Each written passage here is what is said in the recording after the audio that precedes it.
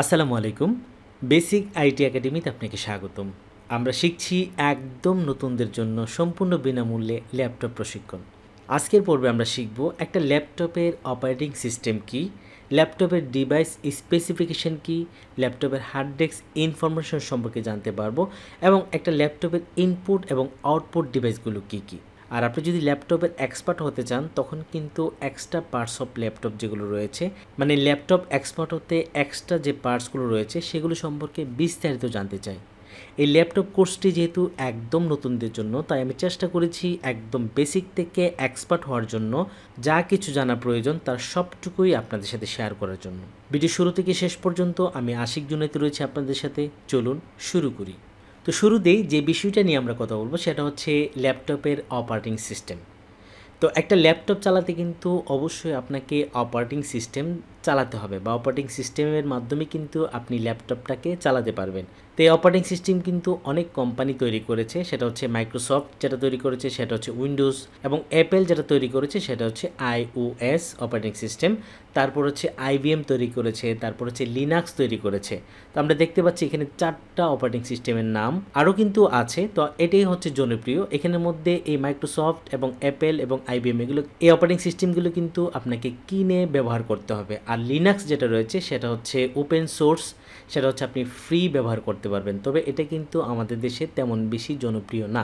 আমাদের দেশে সবচেয়ে বেশি জনপ্রিয় অপারেটিং সিস্টেম হচ্ছে মাইক্রোসফট উইন্ডোজ। তো উইন্ডোজের কিন্তু অনেকগুলো ভার্সন রয়েছে। এর আগে যে ভার্সন ছিল সেটা হচ্ছে উইন্ডোজ 7, তারপর হচ্ছে উইন্ডোজ 8, এবং 8-এর পরেই উইন্ডোজের যে অপারেটিং সিস্টেম সবচেয়ে বেশি জনপ্রিয় এবং দীর্ঘদিন যাবৎ চলে আসছে সেটা হচ্ছে উইন্ডোজ 10। তো উইন্ডোজ 10-এর পরে কিন্তু সাম্প্রতিক মাইক্রোসফট উইন্ডোজ কিন্তু আরও একটি আপডেট ভার্সন নিয়ে আসছেন, সেটা হচ্ছে উইন্ডোজ 11। আপনি যদি এখন কম্পিউটার বা ল্যাপটপ কিনেন তখন কিন্তু কম্পিউটারের মধ্যে উইন্ডোজ 11 যে অপারেটিং সিস্টেম সেটাই দিয়ে দেওয়া হয়। এবং আপনি যদি চান যে না আমি 11 চালাবো না, তখন কিন্তু আপনি ওখান থেকে বলে উইন্ডোজ 10 অপারেটিং সিস্টেম দিয়ে নিয়ে আসতে পারবেন। তবে উইন্ডোজ 11 কিন্তু এখনও সবাই তেমনভাবে ব্যবহার করতে পারে না, কারণ এটা একটু জটিল মনে হচ্ছে অনেকের কাছে, কিন্তু আসলে আপডেট যে ভার্সনটা নিয়ে আসে সেটা কিন্তু অনেক বেশি সহজ। তো আমরা এই কোর্সের মধ্যে যে অপারেটিং সিস্টেম নিয়ে কাজ করব বা সামনে এই কোর্সটা পরিচালিত করব সেটা হচ্ছে উইন্ডোজ 10। এবং এরপরে দ্বিতীয় নম্বরে যে অপারেটিং সিস্টেম জনপ্রিয় সেটা হচ্ছে অ্যাপেলের iOS। এটা কিন্তু শুধু অ্যাপেল যে কম্পিউটার বা ম্যাকবুক বা ল্যাপটপ সেগুলো ছাড়া অন্য কোনো কম্পিউটারে এটা কিন্তু পরিচালনা করা যায় না। এবং তারপর রয়েছে IBM, তারপর হচ্ছে লিনাক্স যে অপারেটিং সিস্টেম সেটা হচ্ছে ওপেন সোর্সের, সেটা কিন্তু একদম ফ্রি, কিন্তু আমাদের দেশে লিনাক্স কিন্তু তেমন বেশি জনপ্রিয় না। তো আমাদের দেশে সবচেয়ে বেশি জনপ্রিয় অপারেটিং সিস্টেম সেটা হচ্ছে মাইক্রোসফট উইন্ডোজ 10 বা 11। আর মাইক্রোসফট উইন্ডোজের যে ভার্সনগুলো রয়েছে অপারেটিং সিস্টেমে সেটা কিন্তু যে কোনো কোম্পানির ল্যাপটপে আপনি চালাতে পারবেন। যেমন এটা স্যামসাং ল্যাপটপ হতে পারে, HP ল্যাপটপ হতে পারে, আসুসের হতে পারে, ডেলের হতে পারে, যে কোনো ল্যাপটপ হোক সবগুলো ল্যাপটপই কিন্তু আপনি এই মাইক্রোসফট উইন্ডোজ 10 বা 11 যে অপারেটিং সিস্টেম রয়েছে সেগুলো দ্বারা আপনার ল্যাপটপগুলো চালাতে পারবেন। কিন্তু অ্যাপেলের যে অপারেটিং সিস্টেম রয়েছে সেটা শুধু অ্যাপেল কোম্পানির যে ল্যাপটপ বা ম্যাকবুক বা নোটবুক সেগুলোর সাথেই দেওয়া থাকে, এবং এগুলো অন্য কোনো ল্যাপটপের মধ্যে সাপোর্টও করবে না। ঠিক আছে, তো আশা করি ল্যাপটপের অপারেটিং সিস্টেম সম্পর্কে আমরা একটু হলেও জানতে পারলাম। এর পরবর্তীতে আমরা যে বিষয়টা নিয়ে কথা বলবো সেটা হচ্ছে ডিভাইস স্পেসিফিকেশান। একটা ল্যাপটপ যখন আপনি কিনবেন তখন এই ল্যাপটপটার মধ্যে কি কি রয়েছে ওই সবগুলো বিষয় জানার জন্য কিন্তু আপনি ল্যাপটপের ডিভাইস স্পেসিফিকেশন সম্পর্কে জানতে হবে। কারণ একটা ল্যাপটপের মধ্যে র্যাম কত জিবি রয়েছে, একটা ল্যাপটপের মধ্যে হার্ড ডিস্ক কতটুকু রয়েছে, একটা ল্যাপটপের যে প্রসেসর রয়েছে সেটার স্পিড কত, প্রত্যেকটা বিষয় জানার জন্য কিন্তু আপনাকে এই ডিভাইস স্পেসিফিকেশন জানতে হবে। তো এই ল্যাপটপের ডিভাইস স্পেসিফিকেশান বা basic information about your laptop সম্পর্কে জানার জন্য আমরা চলে যাব। তো এখান থেকে আমাদের ল্যাপটপের যে দিস পিসি বা মাই কম্পিউটার রয়েছে সেটার উপরে মাউস নিয়ে যাব, এবং মাউস নেওয়ার পর মাউসের যে রাইট বাটন রয়েছে আমি সেখানে ক্লিক করে দেব। তো এখান থেকে সরাসরি আমি প্রপার্টিসে ক্লিক করে দেব। দেখতে পাচ্ছেন এখানে এই যে প্রপার্টিসে আমি ক্লিক করে দেব। ক্লিক করার সাথে সাথে কিন্তু আমাদের সামনে এই যে ল্যাপটপের যে ইনফরমেশান যা কিছু রয়েছে ডিভাইস স্পেসিফিকেশান সেগুলো কিন্তু আমরা এখান থেকে জানতে পারবো। দেখেন এখানে কিন্তু ডিভাইস নেমটা থাকবে, আপনার ল্যাপটপটা যে নামে সেট করা সেই নামটা এখানে থাকবে। তারপর হচ্ছে প্রসেসর, দেখেন আমার এখানে কিন্তু ইন্টেল কোর i5 এবং এটার স্পিড হচ্ছে 3.20 গিগাহার্টস। ঠিক আছে, এটা আমরা এখান থেকে জানতে পারলাম যে আপনার প্রসেসরের স্পিডটা কত, এটা আপনি জানতে পারবেন। এবং তারপরে রয়েছে র্যাম সম্পর্কে। আমার যে র্যাম রয়েছে আমার ল্যাপটপে সেটা হচ্ছে 16 জিবি। তো আপনার ল্যাপটপে যদি 8 জিবি থাকে অথবা 4 জিবি থাকে সেটা কিন্তু আপনি এখান থেকে জানতে পারবেন। ঠিক আছে, এবং এখানে device ID, product ID, system type, এবং এরপরে যদি আমরা এখানে নিচে যাই উইন্ডোজ স্পেসিফিকেশান, উইন্ডোজ সম্পর্কে বিস্তারিত জানতে এডিশন কোনটা, উইন্ডোজ 10 প্রো। আমার যদি এখানে উইন্ডোজ 11 থাকতো তাহলে কিন্তু এখানে উইন্ডোজ 11 দেখাতো। যেহেতু আমি উইন্ডোজ 10 চালাচ্ছি, এটা উইন্ডোজ 10 এখানে দেওয়া আছে। এবং এখানে ভার্সন কি এবং সেটা কবে আমার এই ল্যাপটপের মধ্যে ইনস্টল করেছি সেই ডেটটা কিন্তু এখানে দেওয়া আছে। ঠিক আছে, আশা করি আমরা একটা ল্যাপটপের যে স্পেসিফিকেশান বা একটা ল্যাপটপের মধ্যে কি কি রয়েছে সেই বিষয়টা আমরা জানতে পারবো। এটা কিন্তু আমরা অন্যভাবেও জানতে পারি। ধরেন আমি এখানে এই দিস পিসির মধ্যে ক্লিক করে দিলাম, দেওয়ার পর এই যে খালি জায়গা রয়েছে এখানে যদি আমি রাইট বাটন ক্লিক করি এবং এখানেও যদি আমি প্রপার্টিসে ক্লিক করি, তখনই কিন্তু আমার যে উইন্ডোজের যে ইনফরমেশান বা আমার ল্যাপটপের যে ইনফরমেশান সবগুলো কিন্তু আমি এখানে পাবো। শুরুতেই উইন্ডোজ এডিশন আমি এখানে পাবো, তারপর হচ্ছে সিস্টেম ইনফরমেশান পাবো। ঠিক আছে, এবং আমার উইন্ডোজটা যে অ্যাক্টিভ রয়েছে, আমার যে প্রোডাক্ট আইডির যে পাসওয়ার্ডটা রয়েছে সেটাও কিন্তু আমরা এখান থেকে দেখতে পাচ্ছি। তো আশা করি ল্যাপটপের ডিভাইস স্পেসিফিকেশান অথবা ল্যাপটপের যে বিস্তারিত ইনফরমেশান সবগুলো কিন্তু আমরা এখান থেকে জানতে পারবো, এটা যে কোনো ল্যাপটপই হোক। তো এখন আমরা যে বিষয়টা জানবো সেটা হচ্ছে একটা ল্যাপটপের আসলে হার্ড ডিস্ক কতটুকু সেটা আমরা কিভাবে জানবো। আমি যখন এই দিস পিসিতে ক্লিক করে দেব তখন কিন্তু এখানে আমরা হয়তো দেখতে পারবো যে কোনটা কি, আমরা আসলে হিসাব করতে হবে যে টোটাল কত জিবি। তো আমার প্রত্যেকটা ড্রাইভ কত জিবি সেটা হিসাব করে বা যোগ করে কিন্তু আমরা বের করতে পারবো। কিন্তু এটা যদি আমরা একদম একটা ক্লিকের মাধ্যমে জানতে পারি বা কোন ড্রাইভে কতটুকু রয়েছে সেটা জানতে পারি, সেটা কিন্তু আমাদের জন্য অনেক বেশি সহজ হয়। তো এটা করার জন্য আমরা ল্যাপটপের যে দিস পিসি অথবা মাই কম্পিউটার যে লোগোটা রয়েছে বা আইকনটা রয়েছে সেটার উপরে আমরা রাইটে ক্লিক করে দেব। এবং ক্লিক করার পর এখান থেকে এই যে ম্যানেজ একটা অপশন রয়েছে, ম্যানেজ, আমি এই ম্যানেজের উপরে ক্লিক করে দেব।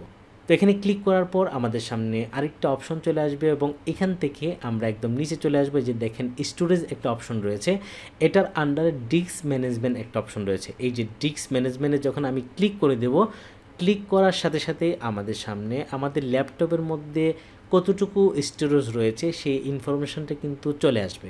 ক্লিক করার সাথে সাথে আমাদের সামনে ল্যাপটপের যে হার্ড ডিস্ক ইনফরমেশন সেটা কিন্তু চলে আসে। প্রথমে রয়েছে ডিস্ক 0, ডিস্ক 1 এবং ডিস্ক 3।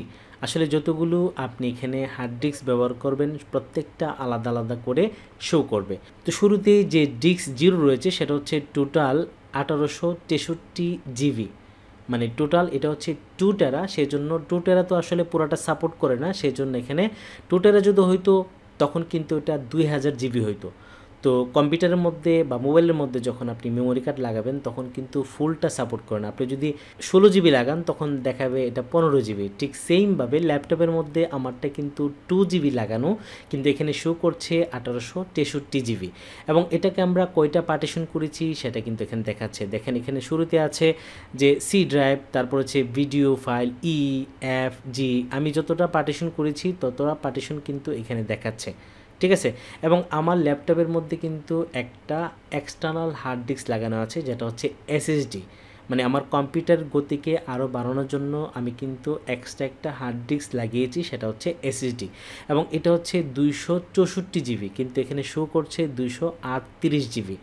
এই এক্সট্রা এসএসডি লাগানোর আরেকটা কিন্তু খুবই গুরুত্বপূর্ণ ভালো দিক রয়েছে, সেটা হচ্ছে অনেক সময় হয় কি যে কোনো কারণে আমার উইন্ডোজ অথবা কোনো কারণে একটা সফটওয়্যার কারণে কিন্তু সি ড্রাইভটা ফল করতে পারে, সি ড্রাইভটা কিন্তু ক্র্যাশ করতে পারে, তখন কিন্তু আমার হার্ড ডিস্ক বাদ হয়ে যেতে পারে। আমার কিন্তু এরকম অভিজ্ঞতা হয়েছে, এর আগে একবার আমার হার্ড ডিস্ক টোটালি চলে গেছে, তখন কিন্তু আমার সব ডাটা ল্যাপটপ থেকে নাই হয়ে গেছে, আমি কোনো কিছু আর উদ্ধার করতে পারিনি। তো এখানে যেহেতু আমার দুইটা হার্ড ডিস্ক, একটা হচ্ছে 2 টেরা সেটা কিন্তু আলাদা এবং আরেকটা হচ্ছে এসএসডি, সেটা হচ্ছে 264 জিবি।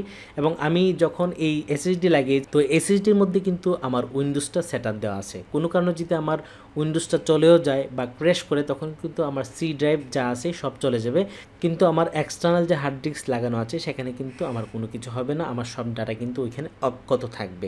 সেই জন্য আপনার ল্যাপটপে যদি এক্সট্রা হার্ড ডিস্ক লাগান, সেটা যদি এসএসডি হয় অথবা যে কোনো হার্ড ডিস্ক হয়, তখন কিন্তু একটা সুবিধা আছে, ক্র্যাশ করলে কিন্তু আপনার দুইটা একসাথে যাবে না। কোনো কারণে যদি আপনার হার্ড ডিস্ক চলে যায়, সি ড্রাইভের মধ্যে যে উইন্ডোজ দেওয়া আছে সেটা হয়তো ক্র্যাশ করতে পারে বা ধ্বংস হয়ে যেতে পারে, তখন কিন্তু আপনার এক্সটার্নাল যে হার্ড ডিস্ক লাগানো আছে সেখানে কোনো ইফেক্ট পড়বে না। তো আশা করি খুব সহজেই আপনারা বুঝতে পারলেন যে একটা ল্যাপটপের মধ্যে কিভাবে আমরা এসএসডি অথবা হার্ড ডিস্ক লাগানো আছে সেটার ইনফরমেশন এখান থেকে বের করতে পারবো। এবং আরেকটু নিচে গেলে কিন্তু এখানে দেখাচ্ছে ডিস্ক 3, এখানে কিন্তু আরেকটা 2 টেরা এক্সটার্নাল হার্ড ডিস্ক লাগানো আছে। এই যে দেখতে পাচ্ছেন, এটা হচ্ছে এক্সটার্নাল হার্ড ডিস্ক। এরকম একটা এক্সটার্নাল হার্ড ডিস্ক আমার ব্যাকআপের জন্য রাখা আছে। কোনো কারণে যদি আমার ল্যাপটপ নষ্ট হয়ে যায়, এটা আসলে নর্মালি হয় না, অনেক দিন পর পর হতে পারে। তো যাদের গুরুত্বপূর্ণ ডাটা থাকে বা ইনফরমেশন আপনার থাকে, যেমন আমার চ্যানেলের ভিডিওগুলো অথবা আমার অনেক গুরুত্বপূর্ণ ইনফরমেশন রয়েছে, সেগুলো কিন্তু আমি আমার ল্যাপটপে সব রাখি না, সেগুলো ব্যাকআপ হিসাবে বা এক্সট্রা ব্যাকআপ হিসাবে আমি কিন্তু এক্সটার্নাল যে হার্ড ডিস্ক সেখানের মধ্যে আমি জমা করে রাখি। ঠিক আছে, যাতে কোনো কারণে যদি আমার ল্যাপটপ নষ্ট হয়ে যায়, সেই ইনফরমেশনগুলো যেন আমি আবার আমার এক্সটার্নাল হার্ড ডিস্ক থেকে নিয়ে আবার নতুন করে শুরু করতে পারি। আশা করি হার্ড ডিস্ক ইনফরমেশন নিয়ে যা আপনাদের সাথে শেয়ার করেছি সেগুলো আপনারা ক্লিয়ার বুঝতে পেরেছেন। ল্যাপটপ প্রশিক্ষণের এ পর্যায়ে আমরা যে বিষয়টা শিখব সেটা হচ্ছে ল্যাপটপ ইনপুট এবং আউটপুট ডিভাইস। একটা ল্যাপটপের মধ্যে কিন্তু আমরা দুইভাবে কাজ করতে পারি, একটা হচ্ছে ইনপুট আর একটা হচ্ছে আউটপুট। একটা ল্যাপটপের মধ্যে আমরা যে ইনফরমেশনগুলো প্রবেশ করাই সেগুলোকে বলা হয় ইনপুট, এবং ল্যাপটপ থেকে যেগুলো আমরা বের করে নিয়ে আসি সেগুলো হচ্ছে আউটপুট। তো এই ল্যাপটপের মধ্যে ইনপুট এবং আউটপুট ডিভাইসের মধ্যে কিছু পার্টস রয়েছে, যে পার্টসের মাধ্যমে আমরা ইনপুট করতে পারি এবং আউটপুট করতে পারি। তো শুরুতেই আমরা ইনপুট ডিভাইস যেগুলো রয়েছে সেগুলোর সাথে একটু পরিচিত হতে চাই। তো আমি কয়েকটা ইনপুট ডিভাইসের নাম বলছি, সেটা হচ্ছে কিবোর্ড এবং মাউস, ওয়েবক্যাম, মাইক্রোফোন এবং স্ক্যানার। তো শুরুতেই আমি কিবোর্ড সম্পর্কে একটু বলি। কিবোর্ড একটা হচ্ছে ইনপুট ডিভাইস। কীরকম, আমরা যদি এমএস ওয়ার্ডে চলে যাই, আমি এখান থেকে এমএস ওয়ার্ডে চলে আসলাম।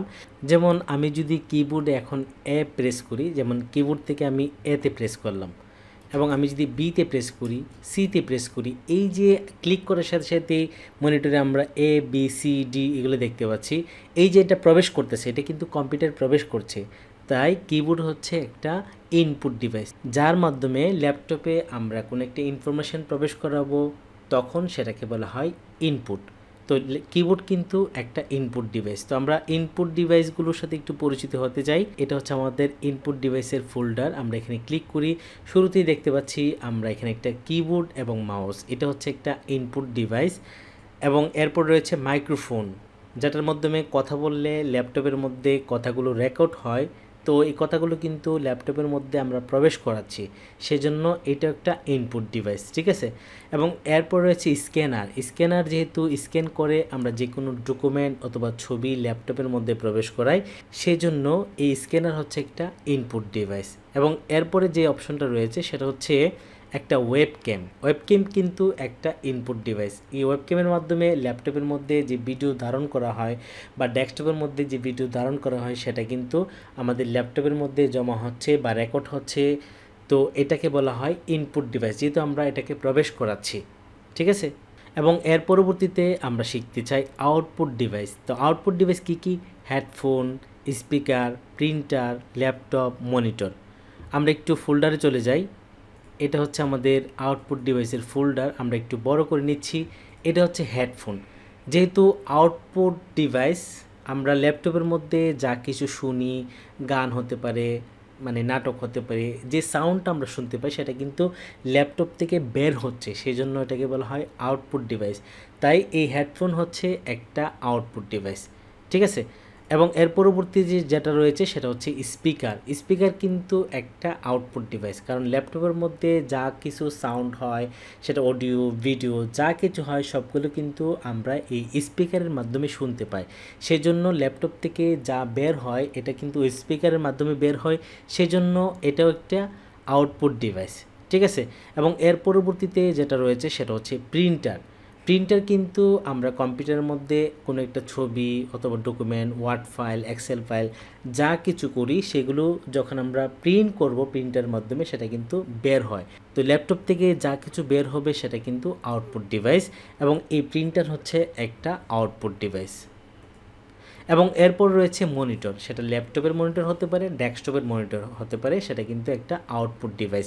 কারণ আমরা কম্পিউটারের মাধ্যমে যা কিছু করি সেটা ফটো এডিটিং হতে পারে, ভিডিও হতে পারে, ওয়ার্ড ফাইল হতে পারে, আমরা যা কিছু করি সব কিছু কিন্তু আমরা দেখি হচ্ছে এই মনিটরের মাধ্যমে।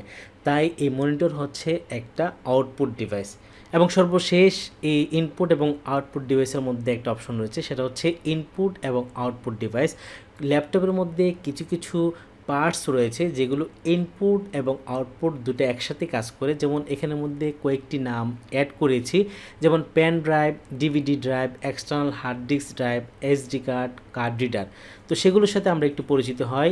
তো আমাদের এখানে যে ইনপুট এবং আউটপুট ডিভাইসের যে ফোল্ডার রয়েছে আমরা সেটা ওপেন করলাম, এবং এখানে দেখতে পাচ্ছেন শুরুতে রয়েছে ডিভিডি ড্রাইভ। একটা ল্যাপটপের মধ্যে যে ডিভিডি ড্রাইভ রয়েছে সেটা হচ্ছে ইনপুট এবং আউটপুট ডিভাইস।